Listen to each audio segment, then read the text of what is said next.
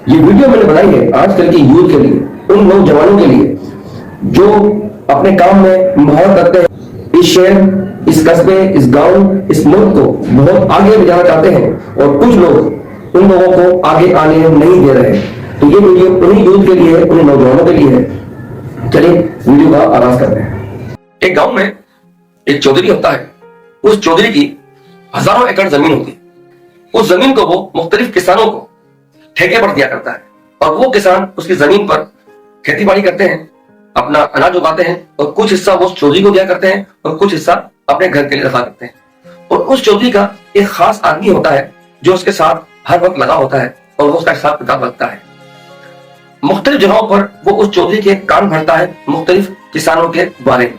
अब क्योंकि चौधरी एक अच्छा और एक नेकदिल इंसान होता है तो वो उसकी बातों को कई दफा अनसुनी कर देता है, लेकिन बार बार जब एक बात बोली जाए तो वो चीज उस बंदे के दिमाग पर बैठ जाती है। जिस तरह से आपको पता होगा कि हर बड़े इंसान के साथ कोई ना कोई चमचे लगे हुए होते हैं, कि जो बड़े लोग होते हैं, पैसे वाले अमीर लोग होते हैं, जहां तक मेरा मवाज़ना है, ये जालिम नहीं होते, ये अच्छे और इनके दिल में एक अच्छाई होती है लोगों के लिए।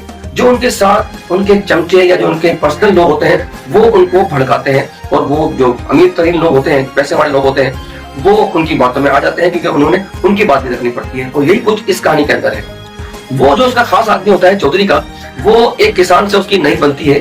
वो उस किसान के बारे में चौधरी को भड़काता है और कहता है कि जो किसान है ये आपको पैसे भी नहीं दे रहा, हमारा बहुत ज्यादा ये कर्जदार हो चुका। चौधरी कहता है कि गरीब आदमी है, कोई मसला नहीं है, आज नहीं तो कल दे देगा। जिस पर वो किसान उस चौधरी से कहता है कि आप नहीं पता, आपको ये किसान टाइप के लोग बहुत चालाक होते हैं, आपके सामने आके रोना पीटा करते हैं और आप रहम में उनको कुछ भी नहीं बोलते। आदमी से मुझे क्या करना चाहिए? वो कहता है कि इस किसान के पास इसका एक बेटा है जो बहुत ज्यादा अक्लमंद और बहुत जीनियस है। अगर वो लड़का आपके पास आ जाए तो आपके तमाम अकाउंट, आपके खाते संभाल लेगा और बहुत पढ़ा लिखा है और दिमागी लिहाज से बहुत जीनियस है। आप उस किसान से कहो कि हम अपना सारा कर्जा तुझे माफ कर देंगे, इसके बदले में तू अपना बेटा हमें दे दे। अब उस किसान के पास उसका अकलौता बेटा होता है। अब वो जो चौधरी का खास आदमी होता है वो उस किसान से उसके जवान बेटे को उससे महरूम करना चाहता है अपनी किसी भी छोटी मोटी रंजिश की वजह से। अब चौधरी जो होता है वो उसकी बातों में आ जाता है। वो उसे बुलाता है किसान को और उससे कहता है कि भाई आप पर हमारा बहुत ज्यादा कर्जा हो गया है, लिहाजा हमारा कर्जा वापस करें। अगर तुम कर्जा वापस करने के लायक नहीं हो तो अपना बेटा हमें दे दो और हम तुम्हें सारा कर्जा तुम्हारा माफ कर देंगे और तुम्हें कुछ एकड़ जमीन भी दे देंगे जिससे तुम अपनी बीवी का और अपना जिंदगी भर का पेट पालते रहना, लेकिन तुम्हारा बेटा हमारे पास आ जाएगा, वो हमारी मिल्कियत हो जाएगा, हम तुम्हारा सारा कर्जा माफ कर देंगे। ये सुनकर किसान को बहुत दुख होता है। वो कहता है कि मैं अपने बेटे अपनी बीवी से मशवरा करूं। चौधरी कहता है उससे आप मशवरा करो। वो घर जाता है, अपने बेटे से और अपनी बीवी से मशवरा करता है कि चौधरी साहब ने मुझे एक ही ऑप्शन दिया है, उस ऑप्शन के अंदर हमें उसके पूरा करना है। तो उसका बेटा जो सोचता है वो कहता है कि बाबा, चौधरी साहब तो पूरी जो उनके किसान है उन सबको दो ऑप्शन देते हैं कि भाई दो ऑप्शन आपके पास है, जो आसान ऑप्शन लगे वो आप उठा लो और इस तरीके से मेरा कर्जा मुझे माफ करते रहो। वो तो बहुत नेक और शरीफ इंसान है। तो उसका बाप कहता है कि नहीं बेटा, चौधरी साहब ने बड़ी सख्ती से मुझसे बात की है। वो कहता है ठीक है बाबा, हम कल जाएंगे चौधरी साहब के पास, उनसे बात करेंगे। दूसरे दिन वो लड़का उसका बाप चौधरी साहब के पास हाजिर हो जाते हैं। चौधरी साहब के पास गांव के काफी लोग बैठे होते हैं। वो उनके पास जाते हैं और लड़का जो होता है काफी अदब से चौधरी साहब के सामने खड़ा होता है और कहता है कि चौधरी साहब, आप तो अपने लोगों को, जितने किसान हैं उन सबको आप दो ऑप्शन देते हो और कहते हो जो आसान ऑप्शन लगे वो उठाकर इस तरीके से आस्ते आस्ते मेरा कर्जा माफ कर दो, तो आपने मेरे वालिद साहब को एक ही ऑप्शन क्यों दिया? जिस पर वो चौधरी का खास आदमी होता है वो फौरन खड़ा होता है, अपना दिमाग चलाता है और एक थैली में दो पर्चियां रख देता है।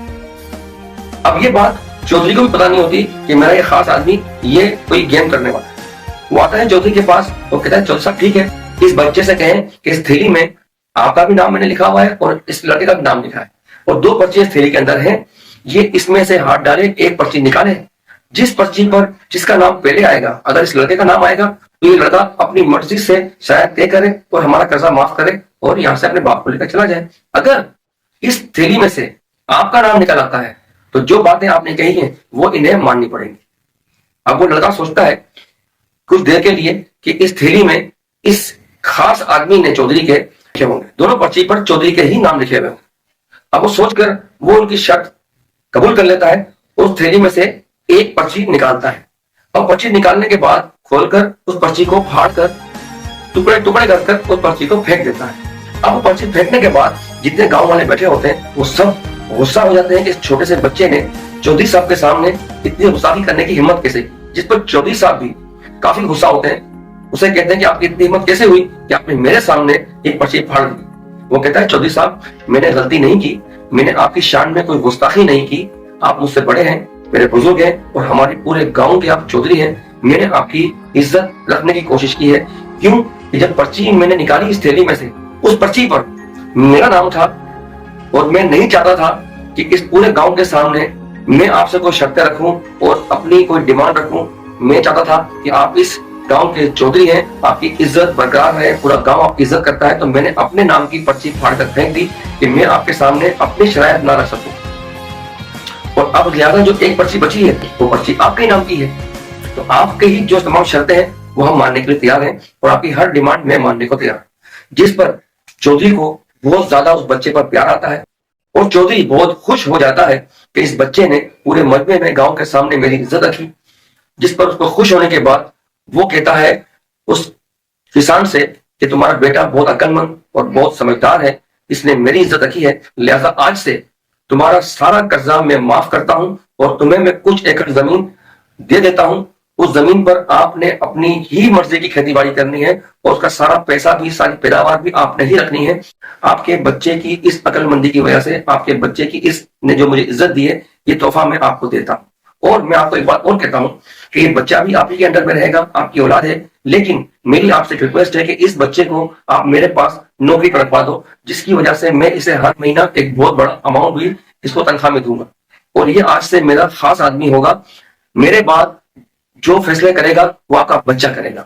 जिससे वो जो चौधरी का खास चमचा होता है वो अपने ही बनाए हुए जाल में फंस जाता है और वो गेम कुछ और करने जा रहा होता है और गेम कुछ और हो जाती है।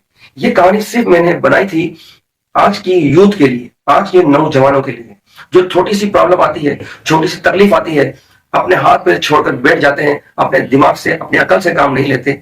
तो ये आज की नौजवान और यूथ के लिए ये एक मैसेज है कि जब भी आप किसी प्रॉब्लम में फंस जाए, कहीं पर चुप रहकर, कहीं पर खामोश रहकर भी आपके बहुत बड़े बड़े काम हो सकते हैं। अगर ये वीडियो आपको पसंद आई हो तो लाइक, शेयर और सब्सक्राइब कर दीजिएगा। शायद इस वीडियो से किसी और को सीखने के मौका मिल जाए और जो लोग आजकल के नौजवानों को ऊपर आने नहीं दे रहे, उनकी टांगें खींच रहे हैं, उन्हें डिग्रीज कर रहे हैं, उन लोगों को कुछ शर्म और कुछ हया आ जाए।